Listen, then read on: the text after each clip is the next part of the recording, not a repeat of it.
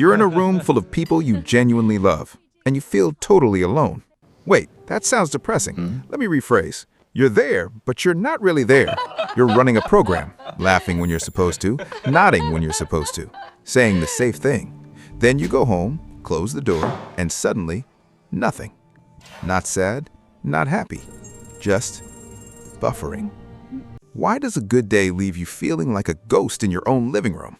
Stick with me for 4 minutes, because the answer is not that you're broken, or fake, or depressed. It's that your brain has been running an old, outdated version of itself.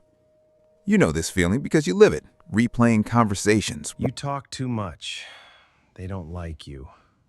You were weird. You read the room before you enter it, calibrate your energy to match the vibe, and make sure everyone else is okay before you even think about yourself.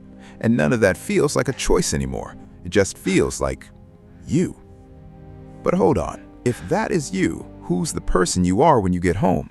Because I don't know about you, but I don't think we were designed to feel like a blank spreadsheet the second the audience leaves. Psychologists call pieces of this emotional labor or masking, but at the Cortex, we call the whole messy pattern the borrowed self effect. You are borrowing a version of yourself to function with others, and you feel empty when you're alone, because that borrowed self doesn't pay rent. It just takes your energy and leaves you with the bill. Here's the science in plain English. Your brain has an alarm system, the amygdala. It scans for danger, not physical, but relational. Rejection, judgment, that look someone gives you that makes you spiral for 2 hours. So your prefrontal cortex, the logical part, shuts down your real emotions and puts on whatever mask is safest. Then it watches you perform. You're not just in the conversation, you're watching yourself in the conversation. Exhausting, right? Now do that for hours, every day, for years. You start to forget which version is real. You lose the boundary between the performance and the person performing. That's not a personality disorder. That's just your brain being a terrible office manager and running a program that should have crashed in 2000. Story time. Meet Grace. She's the person everyone goes to, fixes problems, listens to venting, always warm, always available. But here's the part they don't see.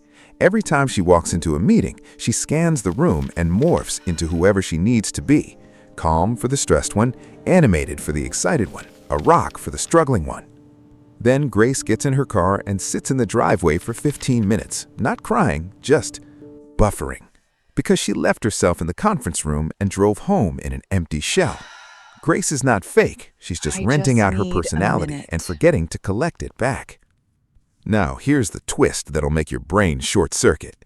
You think this means you're inauthentic? Nah, you're just an old software running on new hardware. This mask you wear, it wasn't a mistake. It was the smartest thing your brain knew how to do to keep you safe. At some point, you learned that showing too much got you hurt, so your brain built a suit of armor. The borrowed self effect is not a personality flaw. It's a fossilized survival strategy. It worked. That's the problem. It kept you safe, but the danger is gone, and no one told the armor the war was over. So what do we do about it? I'm not going to tell you to be more authentic. That's like telling a drowning person to swim better. 2 things, simple, doable. Number 1, the 1-second pause. Next time someone asks, "How are you?" Pause for 1 second. You don't have to say the real thing. Just notice the gap between the automatic lie and the hidden truth. That gap is the borrowed self. I'm tired. You can't return something you don't know you're borrowing. Number 2, the solo reset. When you get home, before you doom scroll, sit down for 2 minutes. No phone, no TV, just the sound of your own existence. Ask yourself, what am I actually feeling? If nothing comes up, that's fine. Just sit with the nothing. That's the real you. The borrowed version is off the clock, and you are sitting with whoever is left. Try it tonight. 1 second, 2 minutes. That's it. If you've ever felt like you're performing for everyone, type return in the comments. And tell me, if you answered, "How are you?" honestly right now, what would you actually say? Your brain was not trying to hurt you. It was solving a problem that no longer exists.